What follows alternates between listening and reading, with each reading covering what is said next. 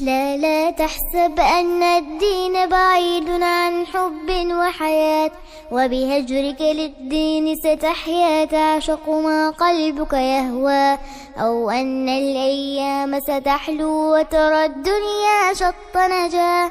دينك بحر من آمال شط لجميل الأحلام، ليس الدين كما تخشاه ذا ممنوع ذاك حرام، فالإسلام جميل حقا هذا ليس هو الإسلام.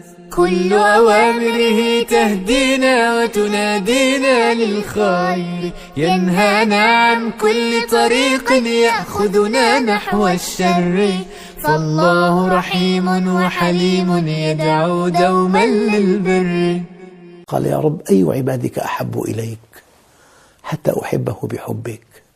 قال أحب عبادي إلي تقي القلب نقي اليدين لا يمشي إلى أحد بسوء، أحبني وأحب من أحبني وحببني إلى خلقي.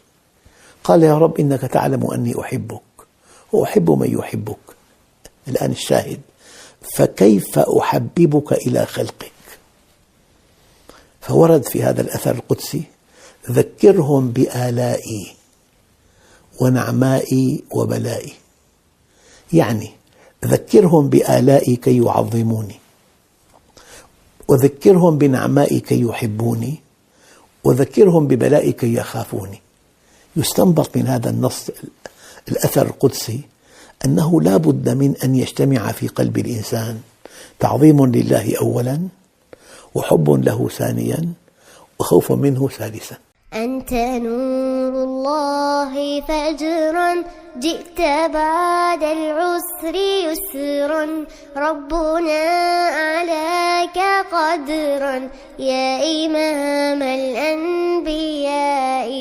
أنت في الوجدان حي، أنت للعينين ضي، أنت عند الحوض ري، أنت هاد وصفي.